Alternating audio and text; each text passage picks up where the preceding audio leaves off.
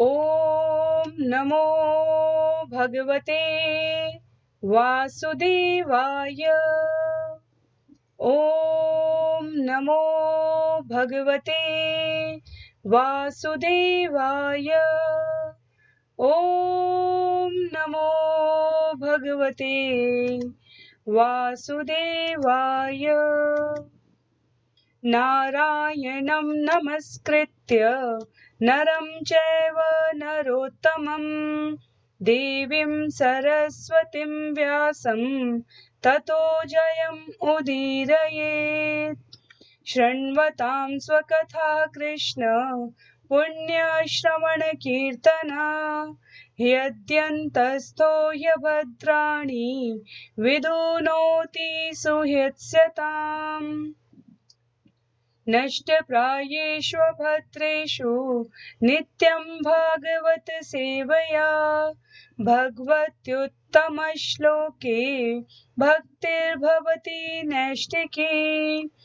ॐ अज्ञानतिमिरान्धस्य ज्ञानाञ्जनशलाकया चक्षुरुन्मीलितं येन तस्मै श्रीगुरवे नमः। मूकं करोति वाचालं पङ्गुं लङ्घयते गिरिं यत्कृपातमहं वन्दे परमानन्दमाधवम्। वाञ्छाकल्पतरुभ्यश्च कृपा सिन्धुभ्य एव च पतितानां पावनेभ्यो वैष्णवेभ्यो नमो नमः। जय श्री कृष्ण चैतन्य प्रभो नित्यानंद श्री अद्वैत गदाधर श्रीवासादि गौर भक्त वृंद। हरे कृष्णा कृष्ण कृष्ण हरे हरे, हरे राम राम राम हरे हरे। हरे कृष्णा कृष्ण कृष्ण हरे हरे, हरे राम राम राम हरे हरे। हरे कृष्णा कृष्ण कृष्ण हरे हरे, हरे राम राम राम हरे हरे। हरे कृष्णा। आप सभी को दंडवत प्रणाम। श्रीमद् भागवतम महापुराण के सत्रों की इन श्रृंखला में कल हम लोगों ने स्कंद 1 के अध्याय 10 तक की यात्रा संपन्न की। जैसा कि आप में से बहुतों का निवेदन था, मेरा स्वयं का भी प्रयास है कि हम ये कोई सिलेबस पूरा नहीं कर रहे हैं, ये कोई विषय की समाप्ति की ओर केवल एक किया गया कोई भौतिक प्रयास नहीं है। ये आध्यात्मिक प्रगति के लिए किया गया एक सतत अध्ययन, मनन, पठन और चिंतन की एक प्रक्रिया यहाँ पर करने का प्रयास है इन सत्रों के द्वारा।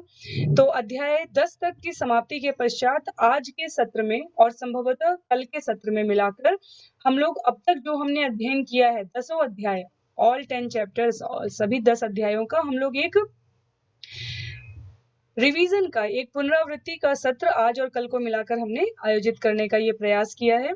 तो आज हम लोग अध्याय 1 से प्रारंभ करेंगे और जहां तक भी आज के सत्र में संभव हो पाएगा और कल के सत्र में 2 सत्र मिलाकर हम लोग अब तक के जो ये हमारी अध्ययन की पठन सामग्री रही है स्कंद 1 से, इसको पुनरावृत्ति के लिए मन मस्तिष्क पर पुनः अंकित करने के लिए सभी विषयों को जो अब तक हमने अध्ययन किया उनको क्रमबद्ध तरीके से ले जाने के लिए हम इस ज्ञान को आज पुनरावृत्ति के सत्र में डाल रहे हैं। तो अध्याय 1 से आरंभ करते हैं।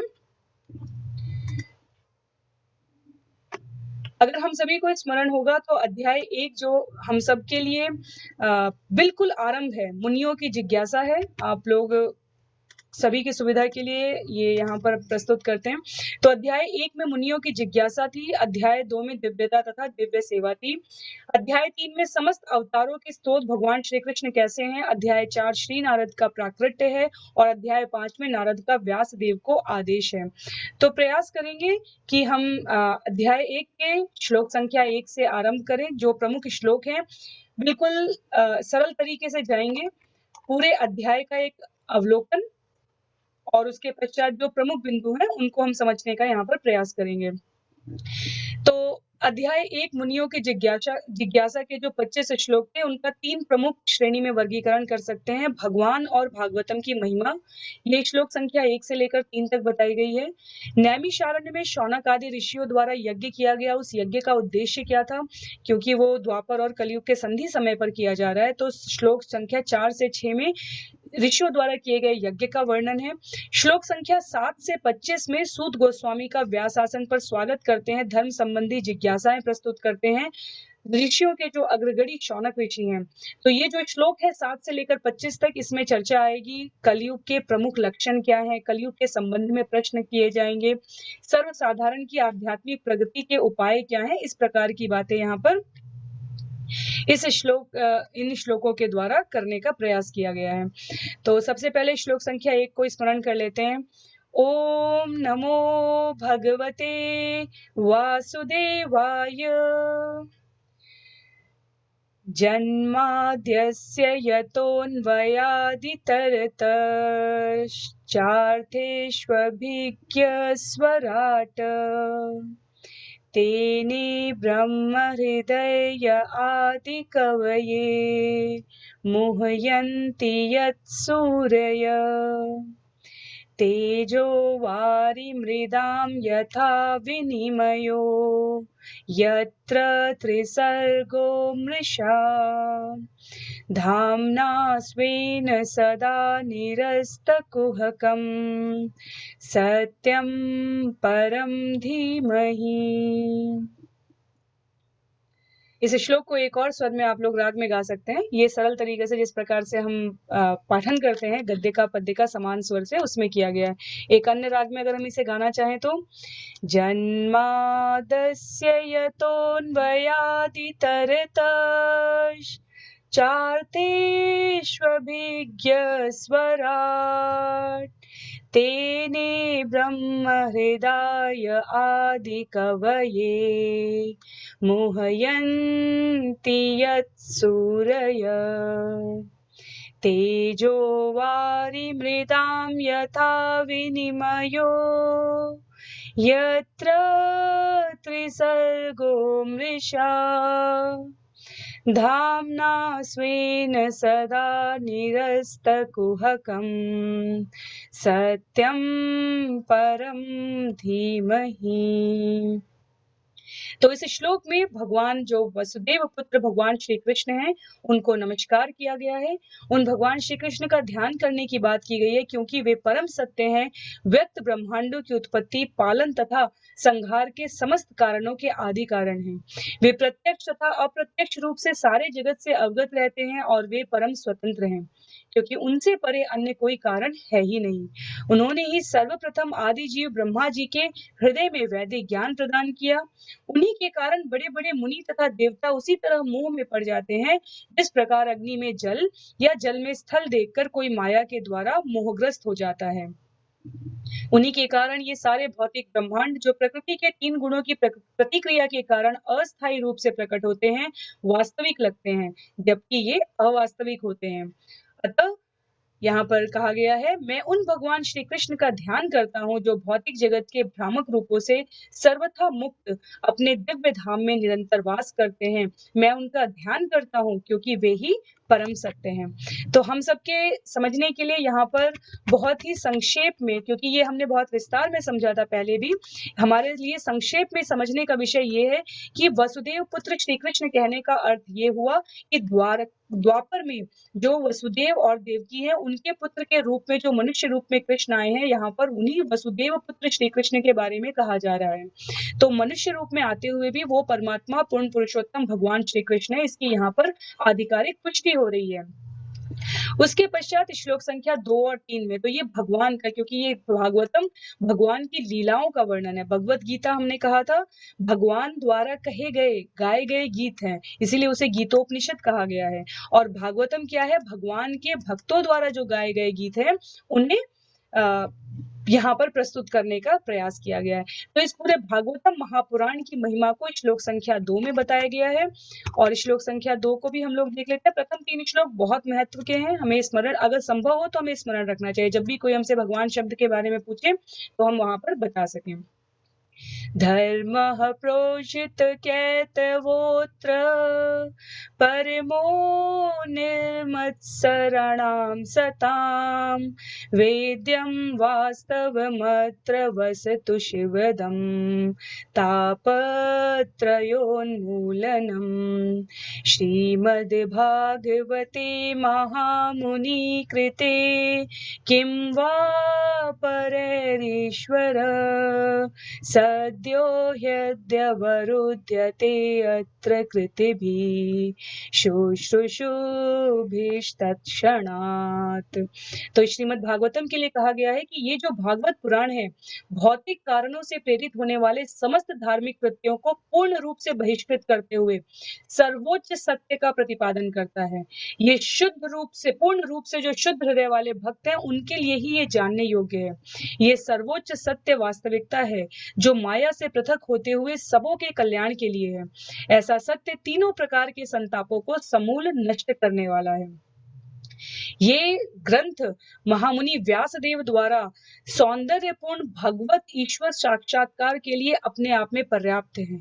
तो फिर अन्य किसी शास्त्र की क्या आवश्यकता है। जैसे जैसे कोई ध्यान पूर्वक तथा विनीत भाव से भागवत के संदेश को सुनता है वैसे वैसे ज्ञान के संस्कार से उसके हृदय में परमेश्वर स्थापित हो जाते हैं। तो इस श्लोक के माध्यम से वास्तव में हमें ये बताने का प्रयास किया गया है कि ये शास्त्र अब समस्त शास्त्रों का सार है। अगर कलयुग में कोई कहे कि हमारे पास भगवान को समझने, जानने, सुनने, पढ़ने के लिए पर्याप्त समय नहीं है, तो वेद व्यास जी की ये रचना अपने आप में पर्याप्त है। क्यों? क्योंकि इसे समस्त वेदों का सार कहा गया है। वेदों की रचना भी हमारे वेद व्यास जी ने की है और वो स्वयं अपनी परिपक्व अवस्था में, आगे श्रीमद् भागवतम को 12वें स्कंद में भी कहा गया है कि ये पका हुआ फल है, अमल है, इसमें किसी प्रकार की दोष नहीं है, कोई त्रुटि नहीं है। इसमें भगवान के बारे में और उनके भक्तों के बारे में और लीलाओं के बारे में जो कुछ कहा गया है वो बस सार रूप में ग्रहण करने के लिए, किंतु परंतु करने के लिए यहाँ कोई स्थान नहीं है, क्योंकि वो सारा चर्चा, वो सारा शास्त्रार्थ, वो सारा द्वैत, अद्वैत, निराकार, साकार, ये सारा प्रकार का खंडन मंडन, महिमा भी, मंडन भी और खंडन भी दोनों वेद व्यास जी अपनी अन्य रचनाओं में कर चुके हैं। यहाँ उन्होंने इसको अपनी आगे जब हम जाएंगे तीसरे चौथे अध्याय में तो हमें पता चलेगा कि वेद व्यास जी सब रचना करने के बाद संतुष्ट नहीं थे, उनको अंदर से प्रसन्नता नहीं थी। तो वो नारद मुनि से पूछेंगे कि मैं क्यों प्रसन्न नहीं हूँ, और वहां नारद मुनि कारण बताएंगे। पर यहाँ शुरुआत में ही जो महिमा वर्णन है वहां उस श्लोक में व्यास देव जी नारद जी से प्रेरणा प्राप्त करके ये भागवतम लिखी गई है। तो यहाँ पर इसीलिए वो महिमा पहले बता दे रहे कि महिमा से हमें अवगत हो जाना चाहिए। कैसे? अब भक्तों के लिए पहले श्लोक में भगवान के बारे में बताया गया, दूसरे श्लोक में इस पुराण के बारे में बताया गया, इस महापुराण के बारे में बताया गया। अब तीसरे श्लोक में भक्तों के बारे में बताया जा रहा है। क्या कहा जा रहा है? निगम कल्पतरोर्गलितं फलं शुकमुखादमृत द्रव संयुतं पिबते भागवतं रसम आलयं मुहुर्हो रसिका भुवि भावुका। हे विज्ञ एवं भावुक जनों, वैदिक साहित्य रूपी कल्प वृक्ष के इस पक्व फल श्रीमद् भागवत को जरा चख लो। तो यहाँ लोगों को संबोधित करके कहा जा रहा है कि इस फल को चख लो। क्यों? क्योंकि ये श्री सुखदेव गोस्वामी के मुंह से निसृत हुआ है। यह और भी अधिक रुचिकर हो गया, यद्यपि इसका अमृत रस मुक्त जीवों समेत समस्त जनों के लिए पहले से ही आस्वाद्य था। तो विशेष रूप से रचना की है व्यासदेव ने, प्रस्तुत कर रहे हैं सुखदेव गोस्वामी, और सुखदेव गोस्वामी से परीक्षित महाराज सुन रहे हैं। और इन्हीं परीक्षित महाराज से जब की सभा में सूत गोस्वामी जी उपस्थित थे, जो सूत गोस्वामी यहाँ समस्त ऋषियों को ये कथा सुना रहे हैं, तो वो ये कह रहे हैं सुखदेव गोस्वामी और कोई नहीं है, ये श्रीमती राधा रानी के तोते हैं।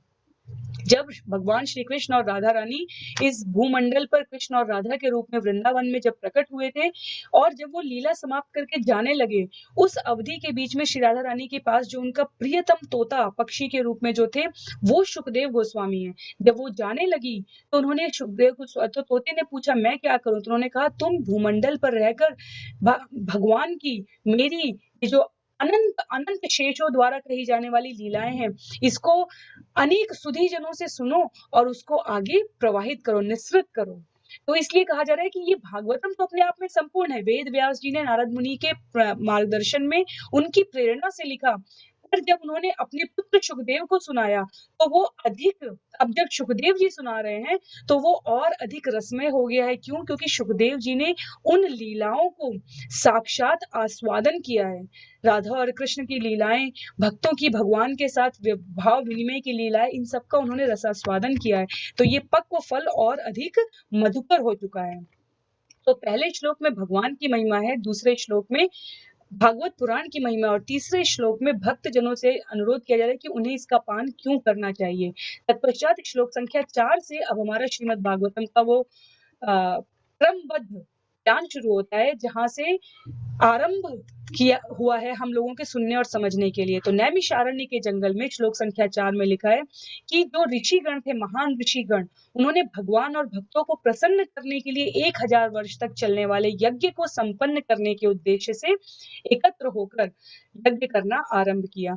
तो जो हम यहाँ पर हमने ये समझा था कि जो सुधीजन होते हैं, महापुरुष होते हैं, वो क्या करते हैं, वो भगवान की प्रसन्नता के लिए या फिर भगवान पर आश्रित भक्तों को सही मार्गदर्शन देने के लिए इस प्रकार के यज्ञ दान तप के कार्यों में लगते हैं। और उन्होंने क्या किया, उन्होंने एक दिन समस्त प्रकार के प्राकृतिक प्रातःकालीन कृत्यों से निवृत्त होकर सूत गोस्वामी जी को आदर पूर्वक आसन समर्पित करके कई विषयों पर प्रश्न पूछे हैं। तो ये श्लोक संख्या 5 में बताया गया है। और उन्होंने कहा, क्या कहा उन्होंने, ये जो कलयुग आ रहा है इसमें लोगों की आयु कम होगी, वे झगड़ालू होंगे, आलसी होंगे, पथभ्रष्ट होंगे, अभागे होंगे और साथ ही साथ सदैव विचलित रहने वाले होंगे। तो ये ऋषि जो 1000 वर्षों तक चलने वाले यज्ञ के लिए नैमिषारण्य के जंगल में एकत्र हुए हैं। और नैमिषारण्य के जंगल में क्यों एकत्र हुए हैं? क्योंकि वो पुण्य स्थली है, वहां किए गए किसी भी प्रकार के पुण्य का फल कई गुना हो जाता है।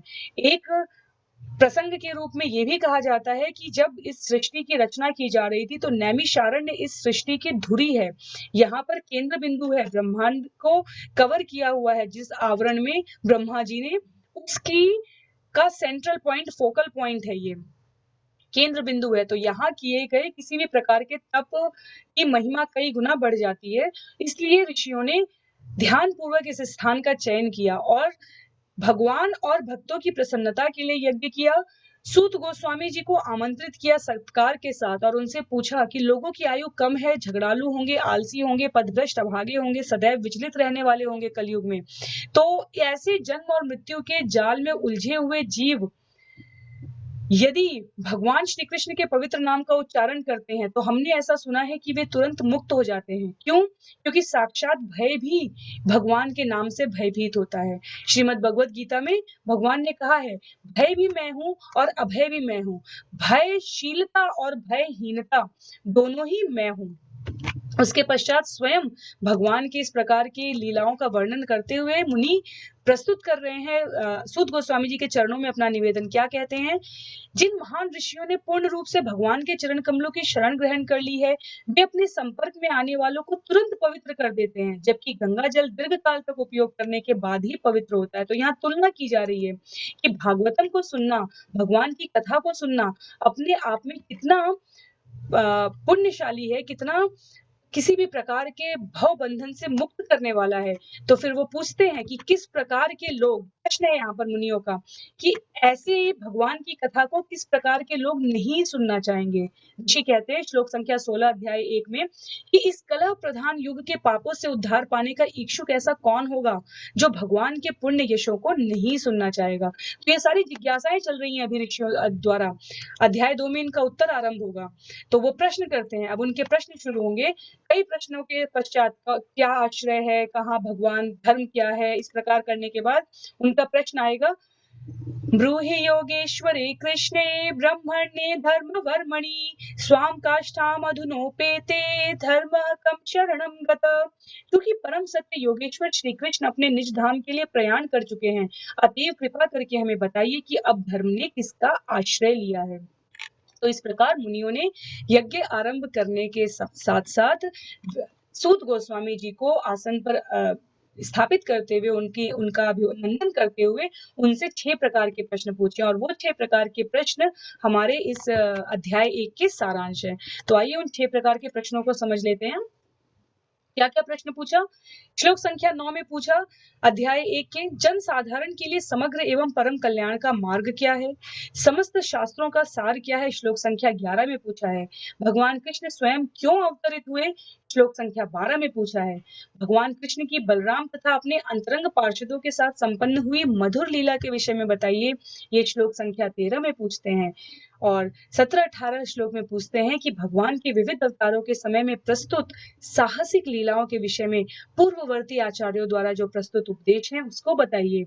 और साथ ही साथ जो हमने अंत में देखा था श्लोक संख्या 23 में ऋषियों ने सूत गोस्वामी जी से प्रश्न पूछा है कि परम सत्य योगेश्वर श्री कृष्ण के निज धाम में प्रयाण के पश्चात धर्म ने किसका आश्रय लिया है। तो इस प्रकार ये प्रश्न पूछे गए हैं और यही हमारे लिए अध्याय 1 का सारांश है। भागवतम महापुराण की दिव्यता और महत्ता समझी हमने। श्री कृष्ण भगवान है ये समझा हमने श्लोक संख्या 1 से। जीवों की पतित अवस्था से उद्धार और भगवान की प्रसन्नता के लिए दीर्घ सूत्री यज्ञ का आरंभ महापुरुष समय समय पर करते रहते हैं ये जाना हमने। सूत गोस्वामी जी का यथोचित सम्मान करते हुए 6 प्रश्नों द्वारा मार्गदर्शन करने का निवेदन किया है। तो इस प्रकार हमने संक्षेप में अध्याय 1 प्रस्तुत करने का बहुत ही विनम्र प्रयास किया है। जिन्होंने भी बहुत विस्तार में इस अध्याय को समझा है वो जानते हैं कि एक एक श्लोक में बहुत ही गूढ़ बातें थी। तो आप जो सत्र अलग से इसके लिए आयोजित किए जा चुके हैं, सत्र 1 से कुछ 5 या 4 या 5-6 सत्र तक गए थे। ये हमारे 5 सत्रों या 6 सत्रों में हमने इस अध्याय 1 को पूरा करने का प्रयास किया था। तो आप वहां पर विस्तार पूर्वक सुन सकते हैं। सार रूप में ये प्रमुख बिंदु थे। तो हमने क्या क्या समझा?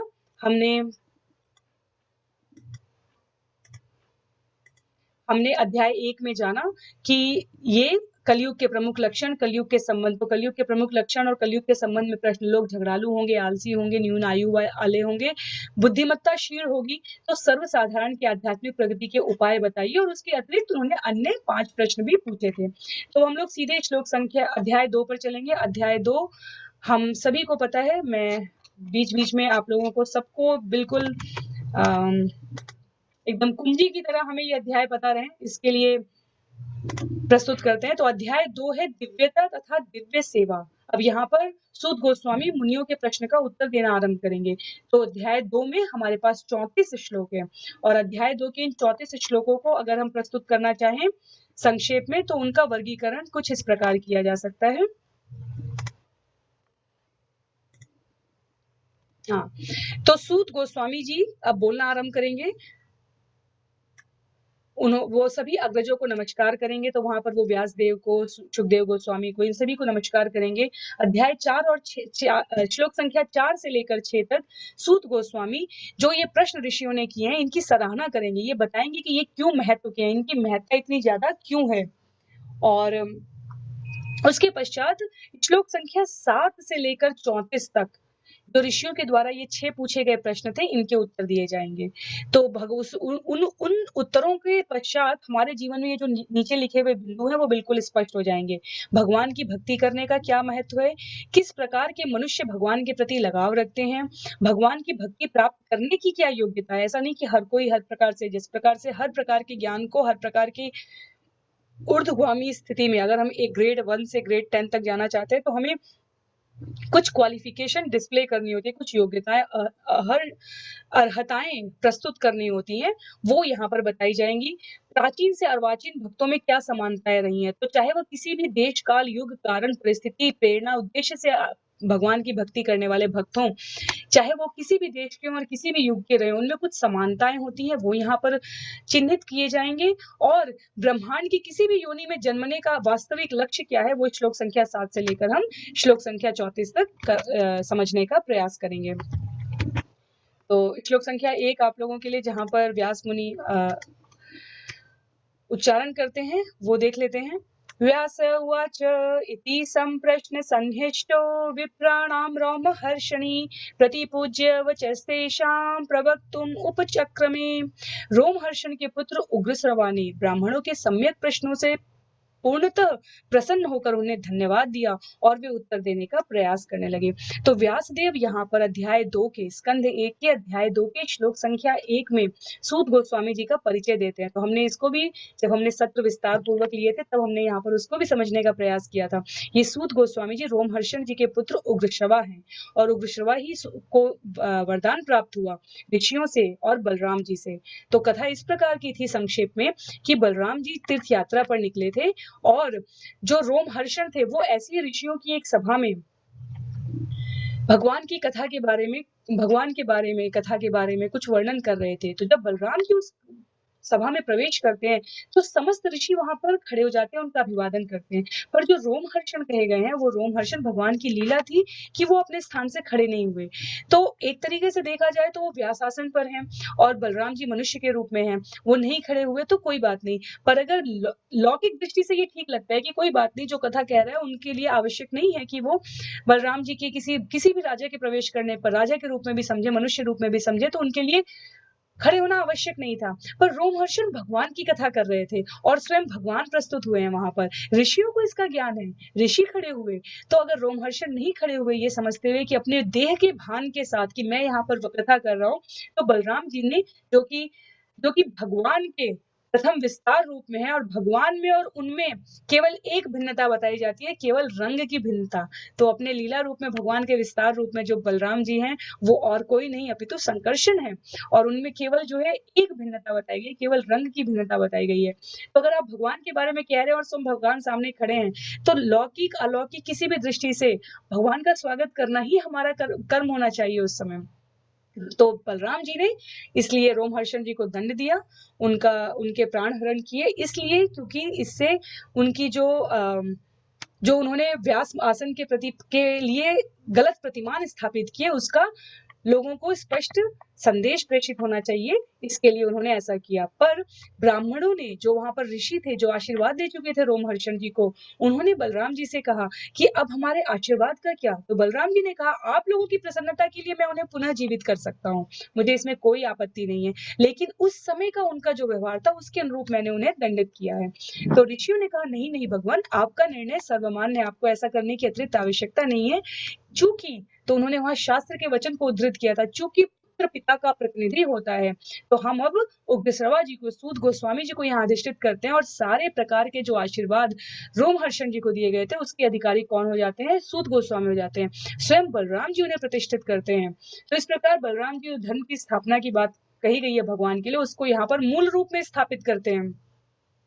जो मुंह से कही गई बात को जीवन में आचरण ना करे, भगवान धर्म की स्थापना के लिए ऐसे लोगों को अवश्य दंडित करेंगे।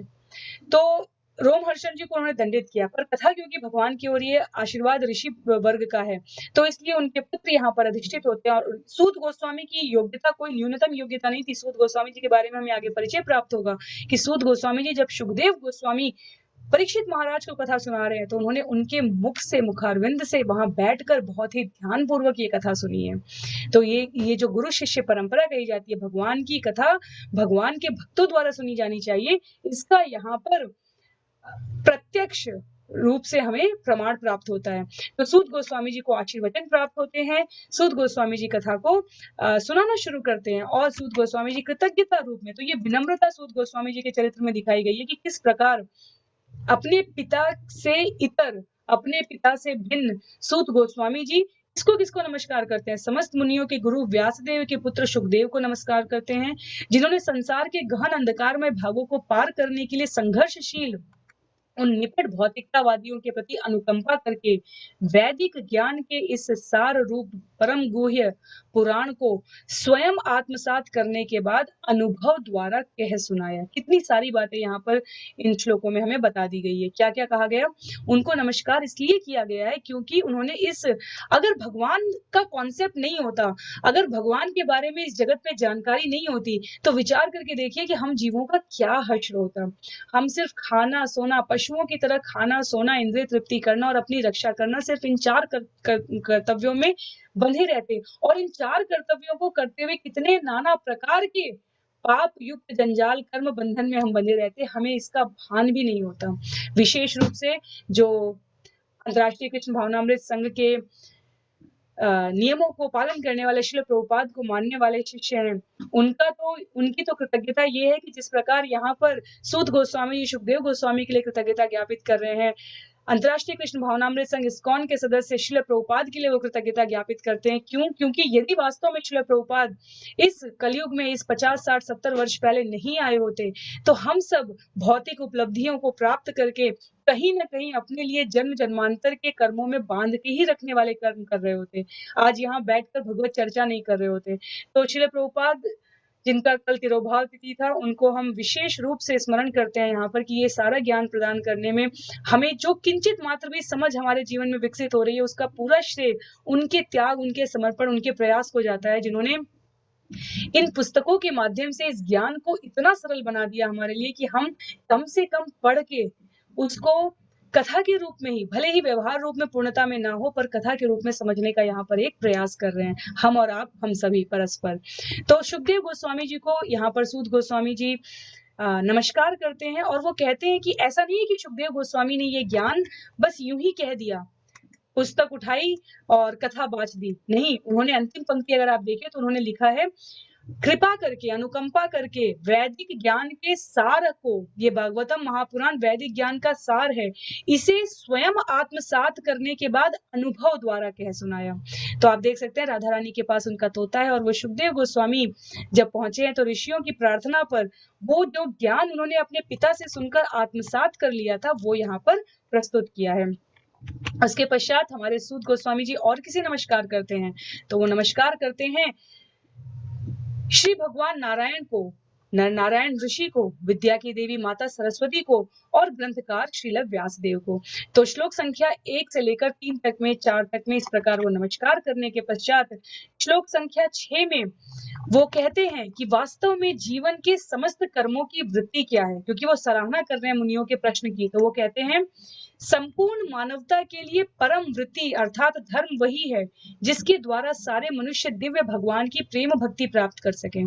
ऐसी भक्ति अकारण तथा अखंड होनी चाहिए जिससे आत्मा पूर्ण रूप से तुष्ट हो सके। तो अकारण और अखंड, जिसे भगवत गीता में कहा गया है अनासक्त और कर्तव्य परक कार्य करने चाहिए, हमारी उसमें कोई आसक्ति नहीं होनी चाहिए और हम उस फल प्राप्ति के लिए हमारे जीवन में कोई आकांक्षा नहीं होनी चाहिए, हम उसे कर्तव्य रूप में करें। इसलिए मनुष्य का धर्म क्या है? मनुष्य का धर्म यह है कि भगवान की भक्ति बिना किसी और अन्य साधन को साध्य को प्राप्त करने के अतिरिक्त करे, केवल प्रेम भक्ति प्राप्त करने का प्रयास करे। और तत्पश्चात श्लोक संख्या 7 से श्लोक संख्या पूरे अंत तक जो है वो बताते जाएंगे। श्लोक संख्या 7 से लेकर 25 के आसपास तक वो बताएंगे कि किस प्रकार से आपके जो प्रश्न है वो कितने श्रेष्ठ हैं और मैं अब उनका पूरा उत्तर देने का प्रयास करूंगा। पूरा अंत श्लोक संख्या 34 तक वो बताएंगे, सभी प्रकार के जो वृत्तियां हैं, 6 प्रश्न हैं, उनका उत्तर देने का प्रयास करेंगे। तो एक एक करके उनको क्रम से समझते हैं। श्लोक संख्या 8 और 9 में वो ये बता रहे हैं कि सभी प्रकार का कार्य व्यर्थ है मनुष्य द्वारा यदि स्वाभाविक रूप से भगवान के संदेश के प्रति आकर्षण ना उत्पन्न हो। तो वो ये कह रहे हैं कि ऐसा कोई भी कार्य जो आपकी इंद्रिय तृप्ति को संवर्धन करता है, अर्थात आपकी रुचि और लगती जाए इस भौतिक जगत में बंधे रहने की, तो ऐसे भौतिक लाभ वाले कार्यों को नहीं करना चाहिए। क्यों? क्योंकि उनका प्रश्न क्या था? ऋषियों का प्रश्न था समस्त मानव जाति के कल्याण के लिए। उनका पहला प्रश्न था जन साधारण के लिए समग्र परम कल्याण का मार्ग क्या है, और दूसरा प्रश्न था कि समस्त शास्त्रों का सार क्या है। तो इन 2 प्रश्नों का उत्तर देना शुरू किया है सूत गोस्वामी जी ने। उन्होंने कहा है कि परम कल्याण का मार्ग क्या है? परम कल्याण का मार्ग है भगवान के प्रति अपनी प्रेमा भक्ति को विकसित करना, उस ज्ञान को प्राप्त करना, ना कि भौतिक संवर्धन हेतु, भौतिक लाभ के लिए, इंद्रिय तृप्ति हेतु, भौतिक लाभ के लिए हम कर्मों को करने का प्रयास करें। उसके पश्चात वो कहते हैं, कामस्य नेन्द्रिय प्रीति लाभो जीवेत यावता जीवस्य तत्व जिज्ञासा नार्थो यश्चेह कर्म भी। जीवन की इच्छाएं केवल इंद्रिय तृप्ति की ओर लक्षित नहीं होनी चाहिए, क्योंकि मानव तो परम सत्य के विषय में जिज्ञासा करने के लिए बना है। मनुष्य की वृत्तियों का इसके अतिरिक्त अन्य कोई लक्ष्य नहीं होने चाहिए। तो ये क्या है? ये परम कल्याण का जो मार्ग है वो बताने का प्रयास किया गया। तत्पश्चात अगला प्रश्न ये था कि कौन है सार समस्त शास्त्रों का, समस्त कथाओं का, समस्त वेदों का? तो कहा गया है परम सत्य को जानने वाले विद्वान इस अद्वैत तत्व को ब्रह्म, परमात्मा या भगवान के नाम से पुकारते हैं और ज्ञान तथा वैराग्य से समन्वित गंभीर जिज्ञासु या मुनि वेदांत श्रुति के श्रवण से ग्रहण की हुई भक्ति द्वारा परम सत्य की अनुभूति करते हैं। तो कौन है परम जानने वाला? किसको जानना है हमें इस प्रकार के प्रयास करके? किसको? भगवान को। भगवान इति शब्दते, परमात्मा या भगवान के नाम से जाना जाता है। और जो गंभीर जिज्ञासु हैं, सबको ही नहीं, हीरे सोने चांदी की दुकान पर सबको ही नहीं दिखेगा। जब आपके पास कुछ किसी विशेष प्रकार की योग्यता है, धन के रूप में, आवश्यकता के रूप में, तब आप उस दुकान पर जा सकते हैं। तो जब आपके जीवन में गंभीर जिज्ञासा है, इस ज्ञान और वैराग्य के समन्वित व्यवहार से, तब आप इस विशेष भक्ति मार्ग को समझने का प्रयास करने की आपके अंदर जिज्ञासा उत्पन्न होगी और उससे आपके अंदर अनुभूति आएगी। तो पहले जिज्ञासा आती है, फिर अनुभूति आएगी। तो क्या कहा गया? कहा गया कि परम सत्य की अनुभूति कर पाएंगे आप। क्यों? क्योंकि आगे बताया गया है श्लोक संख्या 13 और 14 में कि वर्णाश्रम धर्म के अनुसार अपने कर्तव्य को पूरा करने से जो परम सिद्धि प्राप्त हो सकती है, जो भी परम सिद्धि, जिस भी आश्रम में हम हैं, जो भी हमारा कर्म है, जो भी हम जिस भी प्रकार की वृत्तियों में लगे हुए हैं, उसका अंतिम लक्ष्य क्या है? संसिद्धि। क्या है? हरितोषणम, भगवान को प्रसन्न करना। तो जो भक्तों के रक्षक भगवान हैं, मनुष्यों को चाहिए कि एकाग्र चित्त से उनके विषय में निरंतर श्रवण, कीर्तन, स्मरण तथा पूजन करें। इसलिए भागवतम में हमें शास्त्रार्थ करने की आवश्यकता नहीं है। भागवतम समस्त शास्त्रार्थों के निचोड़ के बाद प्रस्तुत किया है व्यासदेव जी ने। तो भागवतम जो है हमारे लिए वो बिल्कुल सभी तत्वों का अर्क है और हमें उसे बस पी लेना है, हमें उसे बस आत्मसात कर लेना है। तत्पश्चात किस प्रकार के लोगों की रुचि होती है? तो किस प्रकार के लोगों की रुचि का उत्तर देते हुए श्लोक संख्या 16 में कहा गया है, जो भक्त समस्त पापों से पूर्ण रूप से मुक्त है, उनकी सेवा करने से महान सेवा हो जाती है। ऐसी सेवा से वासुदेव की कथा सुनने के प्रति लगाव उत्पन्न होता है। तो ये क्रमबद्ध तरीका है। जब हम जो भगवान की सेवा कर रहे हैं, हम उनकी सेवा करने का प्रयास करते हैं, तो स्वाभाविक रूप से हमारी रुचि भगवान के चरणारविंद में हो जाएगी। ये बिल्कुल वैसा ही हुआ जैसे कोई बहुत बड़ा कॉन्ट्रैक्ट और डील कुछ फाइनल करना चाहता है, तो उस व्यक्ति को इम्प्रेस करने के लिए, उस व्यक्ति के प्रति अपना ध्यान आकर्षित करने के लिए, अपने आप को अन्य लोगों से भिन्न प्रदर्शित करने के लिए, उस महान मिलेनियर, बिलेनियर, जो भी कहिए आप, अमीर व्यक्ति या धनाढ्य या पावरफुल शक्ति संपन्न व्यक्ति को, तो आप क्या करते हैं? आप उसके संतान को या उसकी संतान के प्रति अतिरिक्त प्रेम का प्रदर्शन करते हैं भौतिक जगत में। तो उससे क्या होता है? स्वाभाविक अनुराग, आपका अनुराग आपने किससे लगाया? निर्दोष बच्चे से। और उससे जो उसके माता पिता हैं, उसके या जो उसके दादा दादी हैं या उसके नाना नानी, जो भी कह लीजिए संबंध में जो उससे वरिष्ठ हैं, उनके आप स्वतः बड़ी ही सहजता से उनका स्नेह भी प्राप्त कर लेते हैं। तो भक्त इसीलिए अपने इसी शिक्षा को ध्यान में रखते हुए, श्रील प्रभुपाद की बताई गई इसी शिक्षा को ध्यान में रखते हुए, इस्कॉन में, अंतर्राष्ट्रीय कृष्ण भावनामृत संघ में, प्रत्येक व्यक्ति दूसरे व्यक्ति को प्रभु से संबोधित करता है। अर्थात आप मेरे मालिक हैं, आप जो भगवान के प्रतिनिधि हैं, आपके द्वारा ही मेरे जीवन में भगवत भक्ति आएगी। तो हर कोई एक दूसरे को प्रभु शब्द से संबोधित करता है। अर्थात हर कोई कहने के लिए तत्पर है कि मैं दासानुदास हूँ, मैं भगवान का दास नहीं हूँ, भगवान के दासों का दास हूँ। ये बात वैष्णवों के लिए भी है और ये बात वैष्णवी के लिए भी है। तो इसलिए भगवान कहते हैं कि जब ऐसा होता है तो जीवन में परिणाम क्या होता है? जब आप दासानुदास बनने के लिए तत्पर हो जाते हैं तो क्या होता है? ये वो श्लोक है। ऐसे कई श्लोक हैं जो अध्याय 2 में हमें मिलते हैं, जिनको हम लोग मंगलाचरण के रूप में प्रयोग करते हैं। तो प्रतिदिन हम ये श्लोक पढ़ते हैं, शृण्वतां स्वकथा कृष्ण पुण्य श्रवण कीर्तन यद्यन्तस्थो ह्यभद्राणि विधुनोति सुहृत्स्यताम्। प्रत्येक हृदय में परमात्मा स्वरूप स्थित तथा सत्यनिष्ठ भक्तों के हितकारी भगवान श्री कृष्ण उस भक्त के हृदय से से भौतिक भोग की इच्छा को हटाते हैं जिसने उनकी कथाओं को सुनने में रुचि उत्पन्न कर दी है, क्योंकि ये कथाएं ठीक से सुनने तथा कहने पर अत्यंत पुण्यप्रद हो जाती हैं। तो लोग पूछते हैं कि इस प्रकार भगवान की भक्ति करने से क्या होगा? तो उसका उत्तर दिया गया है यहाँ पर कि इस प्रकार भगवान की भक्ति करने से हमारे जीवन में अंदर की कलुषता समाप्त हो जाती है। भगवान स्वतः करते हैं। जो 15.15 भगवत गीता अध्याय 15 के 15वें श्लोक में भगवान ने कहा है, वो भगवान के लिए यहाँ पर पुनः प्रमाणित किया जा रहा है। वहां भगवान ने स्वयं कहा है, यहाँ भक्त उसको प्रमाण रूप में कहते हैं। क्या कहते हैं? भक्त कहते हैं कि इस प्रकार अंदर की जो कलमशता होती है भगवान की कथा सुनने से, वो धीरे धीरे समाप्त हो चुकी होती है, हमारी रुचि आ जाती है और भगवान की बारे में जानने में। और उसके पश्चात जो अगला श्लोक है इस अध्याय से, उसे भी हम लोग अपनी प्रतिदिन मंगलाचरण में गाते हैं। वो क्या है? निष्ठ प्रायेषु भद्रेषु नित्यं भागवत सेवया भगवत्युत्तम श्लोके भक्तिर्भवति नैष्ठिकी।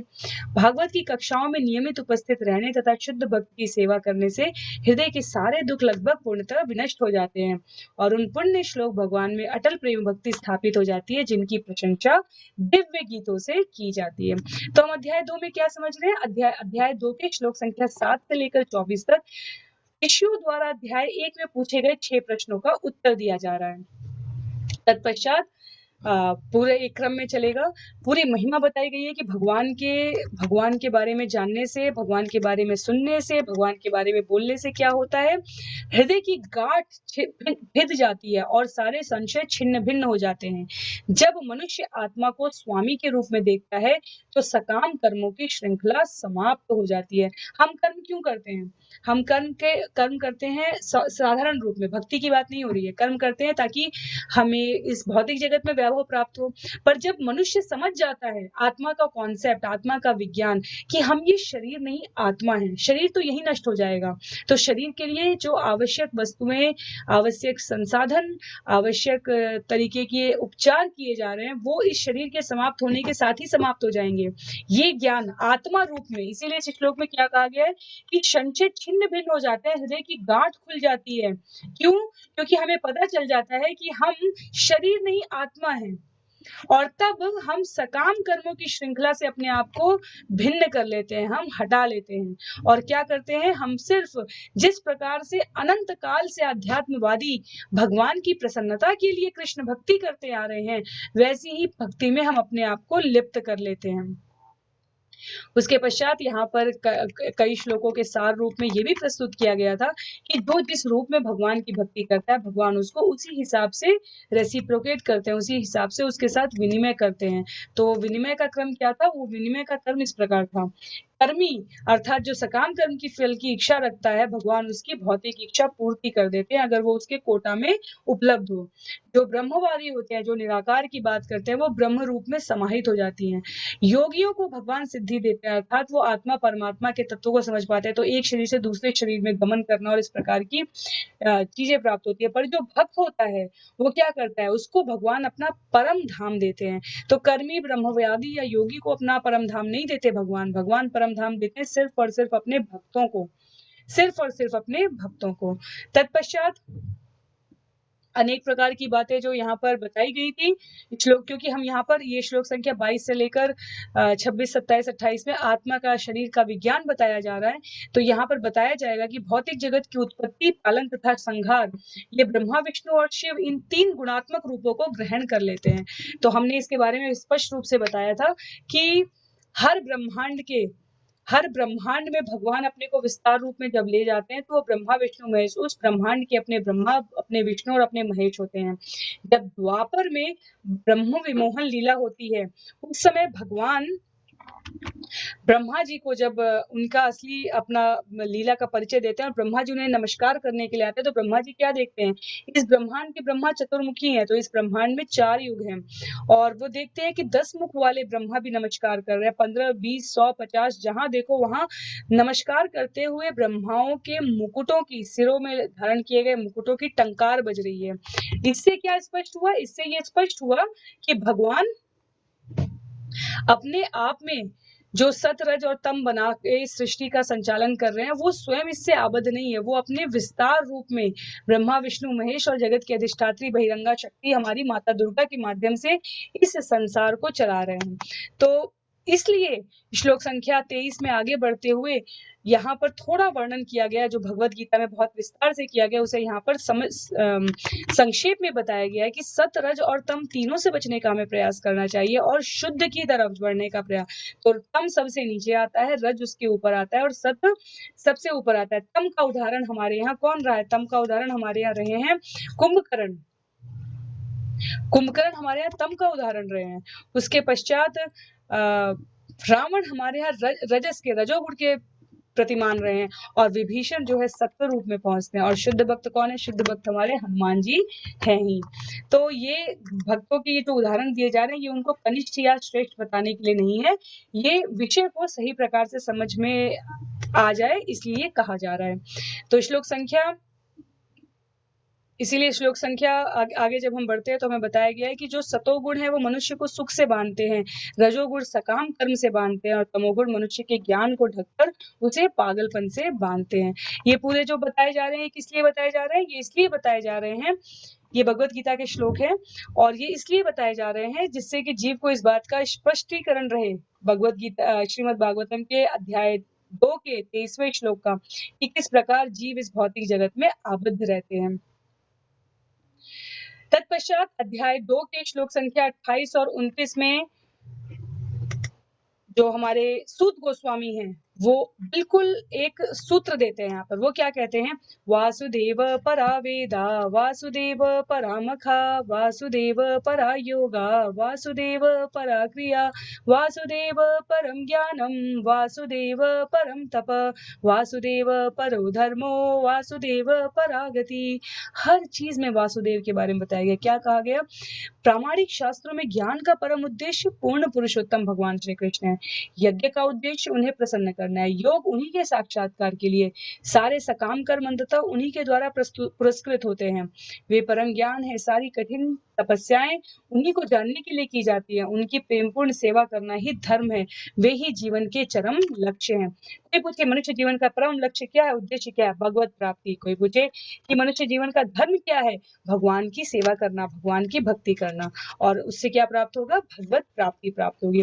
तो कोई भी अगली बार हमसे श्लोक पूछे या स्वयं को हमें रिवीजन कराना हो, पुनरावृत्ति करानी हो, तो हम इस प्रकार अध्याय 2 के श्लोक संख्या 28 और 29 का आश्रय ले सकते हैं। तत्पश्चात श्लोक संख्या 32 में भी उसी को विस्तार रूप में बताया गया है कि किस प्रकार जैसे लकड़ी के अंदर अग्नि होती है, अग्नि बाहर से हमने लकड़ी को, सूखी लकड़ी को पकड़ाई तो वो जलने लगी, तो क्या क्या लकड़ी का स्वभाव अग्नि था?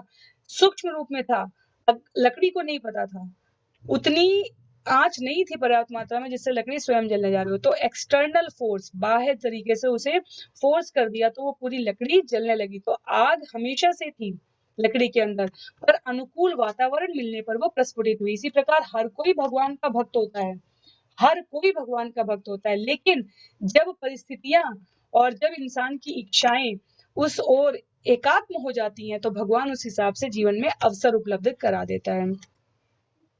तो आगे चलते हैं श्लोक संख्या 33 पर। तो जैसा हमने बताया, सूक्ष्म मन के द्वारा तीनों गुणों के फल भोगने के लिए जीव प्रेरित होते हैं। तो भौतिक जगत के 3 गुण से प्रभावित हुए जीवों के देह में परमात्मा प्रविष्ट होते हैं और सूक्ष्म मन के द्वारा 3 गुणों के फल भोगने के लिए जीवों को प्रेरित करते हैं। तो ये हमारे लिए बहुत समझने का महत्व है।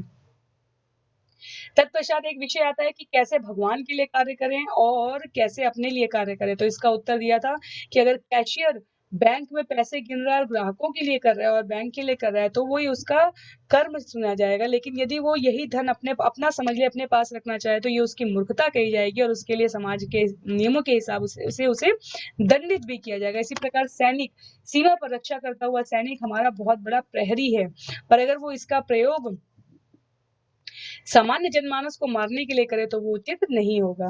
तो इस प्रकार श्लोक आगे बढ़ते रहे और बताया गया हमें कि किस प्रकार भगवान ही समस्त, क्योंकि अध्याय का नाम ही दिव्यता तथा दिव्य सेवा, तो भगवान जो समस्त ब्रह्मांडों के स्वामी हैं, देवताओं, मनुष्यों, निम्न पशुओं सबका पालन पोषण करने वाले हैं। वे अवतरित होकर शुद्ध सतोगुण में रहने वाले के उद्धार हेतु लीलाएं करते हैं। तो हमने हमेशा कही है ये बात कि भगवान भक्त की महिमा बढ़ाता है, भक्त भगवान की महिमा बढ़ाता है, और दोनों में भक्ति की महिमा बढ़ती है। और हम जो ज्ञान लेने का प्रयास कर रहे हैं वो भक्ति की महिमा बढ़े इसके लिए प्रयास कर रहे हैं। इसलिए यहाँ पर भगवान को नमस्कार किया गया है। तो नमस्कार करने के लिए भगवान को ये एक सुंदर श्लोक है।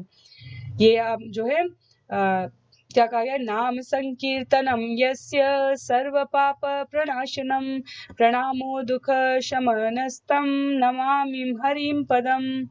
मैं उन भगवान हरि को सादर नमस्कार करता हूँ जिनके पवित्र नामों का सामूहिक कीर्तन सारे पापों को नष्ट कर देता है और जिनको नमस्कार करने से सारे भौतिक कष्टों से छुटकारा मिल जाता है।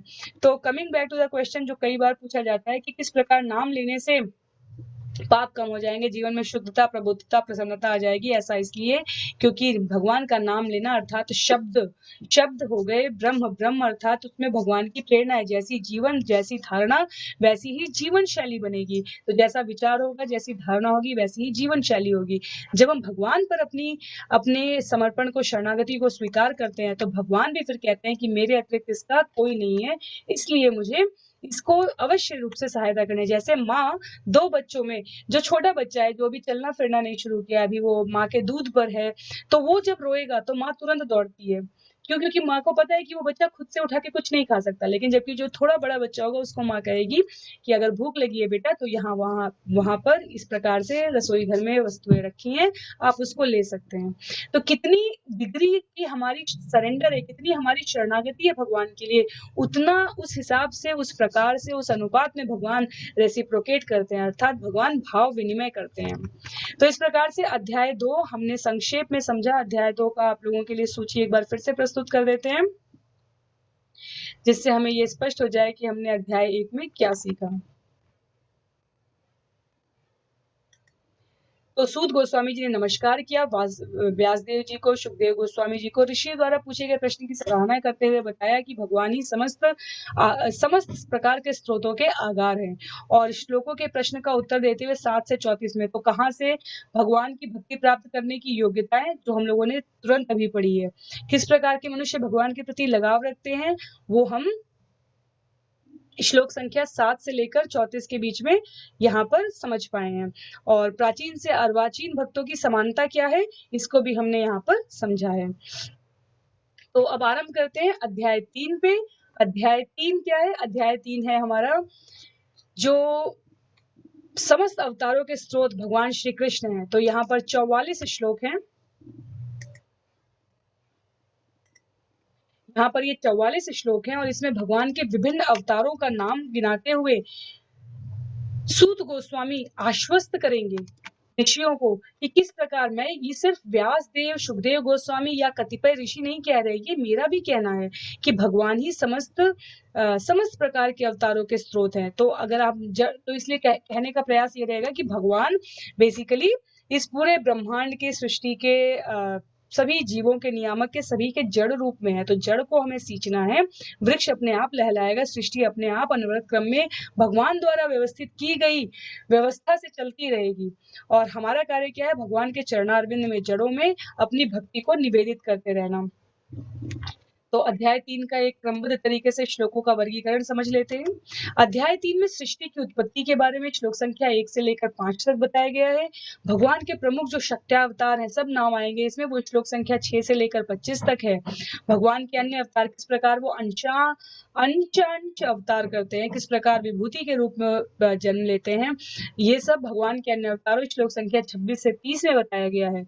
शरीर और आत्मा का अंतर पुनः श्लोक संख्या 31 से लेकर 35 तक बताया गया। समझना बहुत आवश्यक है। क्यों? क्योंकि समय समय पर हमें जिस प्रकार भगवत गीता में स्पष्ट रूप से समझाया गया और उसके रिवीजन की बात की गई है, पुनरावृत्ति की बात की गई है, उसी प्रकार भागवतम में भी यहाँ समझा दिया गया कि जिस क्षण हमारे अंदर से शरीर के प्रति जो मोह बंध आबद्ध संबंधों की वरीयता है वो खत्म हो जाती है और आत्मा को प्राथमिकता दी जाने लगती है, तो समस्त प्रकार की गतिविधियों में हमारे जीवन का लक्ष्य, हमारे जीवन की दृष्टि जो है वो बहुत ही स्पष्ट हो जाती है।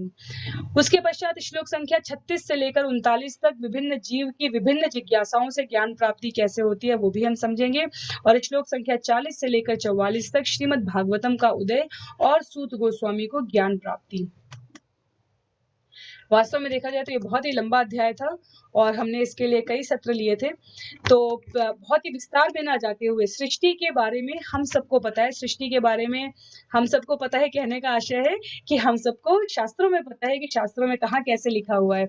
तो भगवान ने किस प्रकार विराट रूप लिया, अपना विस्तार किया, भौतिक सृजन के लिए सारी सामग्रियां प्रकट की और सबसे पहले भौतिक क्रिया के 16 तत्व उत्पन्न किए। ये सब भौतिक ब्रह्मांड को उत्पन्न करने के लिए भगवान ने किया। तो ये एक चार्ट था जो आप लोगों को हमने जब मैंने सत्रों को लिया था तो आपके सामने प्रस्तुत किया था कि भगवान श्री कृष्ण पूर्ण पुरुषोत्तम, उनका पहला विस्तार बलराम जी के रूप में है। बलराम जी से संकर्षण आते हैं, संकर्षण जी से नारायण आते हैं, नारायण से द्वितीय संकर्षण आते हैं, और ये जो द्वितीय संकर्षण है यहाँ तक आध्यात्मिक जगत है। द्वितीय संकर्षण अपने आप को 3 पुरुषों में विभक्त कर लेते हैं, विस्तार कर लेते हैं, विभाजित कर लेते हैं, जिस प्रकार भी हम कहना चाहें, कारणोदक्षाई विष्णु, गर्भोदक्षाई विष्णु और क्षीरोदक्षाई विष्णु। तो महाविष्णु जो कि समस्त ब्रह्मांडों के अधिष्ठाता हैं। तत्पश्चात एक ब्रह्मांड के अधिष्ठाता कौन है? गर्भोदक्षाई विष्णु है, और प्रत्येक जीव के भीतर कौन है? वो क्षीरोदक्षाई विष्णु है।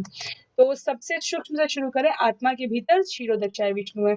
इस ब्रह्मांड जो चतुर्युग का ब्रह्मांड है, जिसमें चतुर्मुखी ब्रह्मा है, इस ब्रह्मांड के जो अधिष्ठाता है वो हमारे गर्भोदक्षाई विष्णु है, और समस्त ब्रह्मांडों के जो अधिष्ठाता है वो हमारे महाविष्णु है।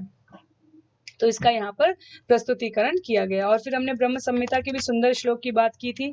ये सब सत्रों में आ चुका है, ये आप लोगों को सिर्फ क्रम में इसलिए ताकि हमें एक अनुभूति बनी रहे कि हमने अब तक कितनी यात्रा तय की है श्रीमद् भागवतम में। तो ये सुंदर श्लोक है, इसका राग भी समझ लेते हैं, और अनुवाद यहाँ पर लिखा हुआ है विस्तार में, जो हमने एक चार्ट में अभी दिखाने का प्रयास किया था।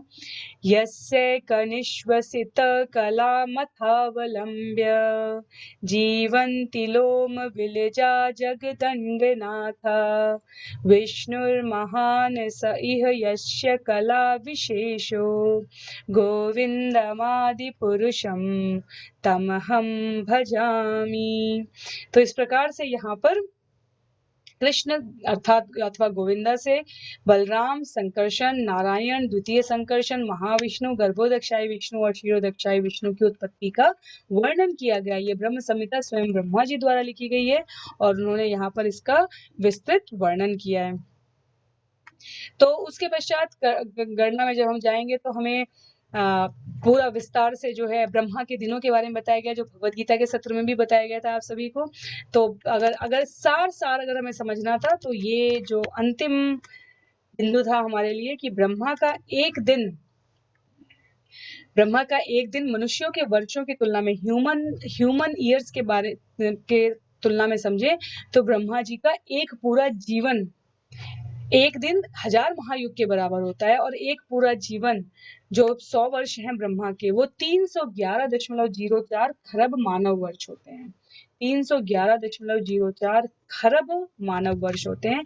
इस प्रकार से श्लोक संख्या 1 से लेकर 5 तक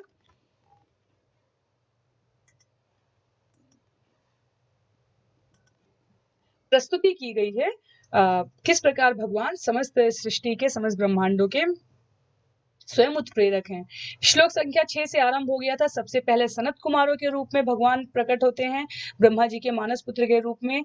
तत्पश्चात उन्होंने सूकर का अवतार लिया था और पृथ्वी के कल्याण हेतु ब्रह्मांड के रसातल क्षेत्र से ऊपर उठाया था। तृतीय अवतार में वो देवर्षि नारद बने हैं, ये उनका विस्तार है बेसिकली, शक्ति अवतार नारद मुनि के रूप में, और उन्होंने निष्काम कर्म की प्रेरणा दी है, भक्ति का भाष्य संकलित किया है, नारद पंचरात्र। उसके पश्चात उन्होंने चौथे अवतार में भगवान राजा धर्म की पत्नी के जुड़वा पुत्र नर और नारायण बने हैं। अवतार 5 में वो कपिल मुनि बने हैं, जो देवहूति माता को ज्ञानोपदेश करते हैं। उन्होंने सांख्य शास्त्र का भाष्य प्रस्तुत किया है। तत्पश्चात अत्रि मुनि के पुत्र अनुसुईया की माता, अत्रि मुनि और अनुसुईया माता के गर्भ से छठे अवतार के रूप में भगवान प्रकट होते हैं। दत्तात्रेय। उसके पश्चात 7वें अवतार में भगवान धर्म है। प्रजापति रुचि और उनकी पत्नी अकूति के पुत्र स्वयं यज्ञ के रूप में प्रकट होते हैं और उन्होंने उनके अपने पुत्र यम जैसे देवताओं की सहायता प्राप्त की है, जो मनु के बारे में वर्णन आया है। 8वां अवतार राजा ऋषभ देव के रूप में हुआ है। उन्होंने पूर्णता का मार्ग दिखाया है, जिसका अनुगमन सिर्फ उन्हीं के द्वारा किया जा सकता है जिन्होंने अपनी इंद्रियों को पूर्ण रूप से संयमित कर लिया है। तत्पश्चात 9वें अवतार में राजा पृथु का शरीर स्वीकार करते हैं और उन्होंने विविध उपजे प्राप्त करने के लिए पृथ्वी को जोता था। तो वो राजा के रूप में जब आते हैं महाराज पृथु, तो वो माता धरती को अनेकों प्रकार के संकटों से मुक्त करते हैं। तत्पश्चात मत्स्य अवतार की बात हुई है, जो वैवस्वत मनु को नाव में रखकर उनकी रक्षा करने की कथा हम सबको परिचित ही है। 11वां अवतार कश्यप के रूप में हुआ है। 12वां अवतार भगवान धन्वंतरी के रूप में हुआ है। 13वें अवतार में वो स्वयं कौन बनकर आए हैं? मोहित करने वाले स्त्रियों के मनोहर सौंदर्य को मदन मोहन मोहिनी के रूप में प्रस्तुत होते हैं भगवान।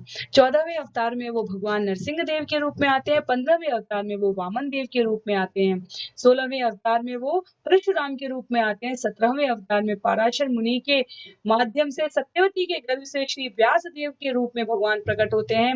18वें अवतार में भगवान राजा राम बन के आते हैं। 19वें और 20वें में वो कृष्ण और बलराम के रूप में उपस्थित होकर संसार के भार को दूर करते हैं। 21वां जब कलयुग का आरंभ होगा तो वो प्रस्तुत करते हैं व्यासदेव जी कि वो भगवान बुद्ध के रूप में प्रकट होते हैं। और जब अब से 4,32,000 करीब वर्ष जब ये कलयुग का संधि काल समय आएगा, तब कल्कि के रूप में भगवान अवतार लेंगे। तो इस प्रकार श्लोक संख्या 6 से लेकर 25 तक पूरे विस्तार रूप में भगवान के शक्ति अवतार विस्तारों के बारे में बताया गया। हमने कहा श्लोक संख्या 26 से लेकर 31 में भगवान के अन्य अवतारों के बारे में बताया गया। तो उसके बारे में क्या बोलते हैं सुत गोस्वामी जी? उसके बारे में कहा गया है, भगवान के अवतार असंख्य हैं।